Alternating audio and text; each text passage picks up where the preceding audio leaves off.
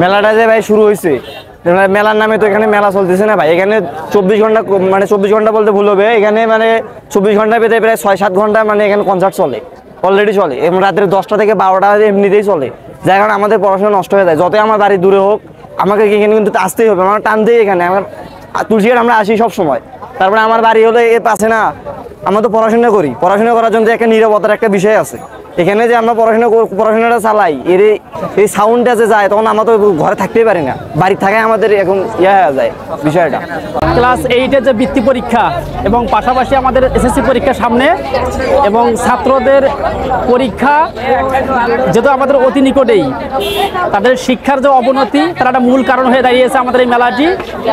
তাদের দোষ ছিল, আমরা এর আগে নিষেধ করছিলাম যে তারা জোরে বক্স বাজাবে না, তারপর জুয়া খেলা, তারপর অশ্লীল খারাপ কার্যক্রম, তারা মেয়ে নিয়ে এসে এখানে নাচানাচি করতো আজকে রাত্রে রাত 12টা 1টা 2টা পর্যন্ত। আমরা এগুলা প্রথমে তাদেরকে নিষেধ করছিলাম, তারা শোনে নাই দেখে এই জন্য আমরা সাধারণ জনগণ এবং আলেম ওলামা সবাই শুদ্ধ মেলা এগুলো ভাঙিয়ে দিলাম।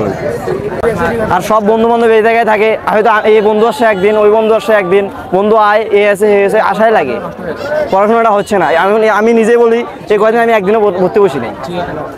আর তার থেকে বড় কথা, এখানে জুয়া চালু হয়েছে, লটারি বিষয়টা এখানে, মানে আমি নিজেও 2-4টা কাটছি, মানুষের কথা কি বলবো, সকলে মানুষে কাটতেছে।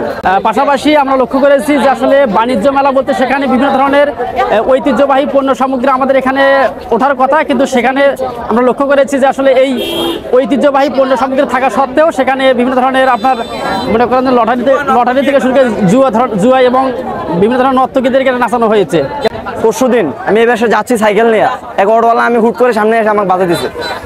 আল্লাহর রহমতে কিছু হয় নাই, আমার ক্ষতি অল্পের জন্য বেঁচে গেছি। তাহলে বলুন কিরকম অবস্থা এই জায়গায়। আর এদের করছে প্রশাসনের যে কোনো লোক সবগুলো ভিতরে বসে থাকে, সাইডে গিয়ে এটা কোনো কাজ নাই, এদের বাইরে যে জ্যাম বাজা থাকে, এটাকে কোনো কিছু করার দরকার আছে না। আমরা এখানে লক্ষ্য করেছি যে আসলে যে প্রতি বছর আমাদের এখানে যে আপনার হচ্ছে বিশ্ব যে ইজতেমার একটা অংশ এখানে প্রতিপালিত হয়ে থাকে, কিন্তু সেখানে মূলত যে ইসলামিক যেখানে কর্মকাণ্ড আমরা প্রতি বছরে পালন করে থাকি, সেখানে মেলা নামক যে একটা অনৈতিকতার কাজ চলতেছে আমরা সেটা এখানে লক্ষ্য করেছি। এবং তারই ধারাবাহিকতা বজায় রাখার জন্য আমরা জামাত থেকে শুরু করে এখানকার স্থানীয় যারা লোকজন আছে, বিশেষ করে মুসলিম সম্প্রদায়, এটাকে উচ্ছেদ করার জন্য তারা উদ্যোগ গ্রহণ করেছে এবং তারই ফলপ্রসূ আজকে এটা ভেঙে দেওয়া হয়েছে। ধন্যবাদ আপনাকে।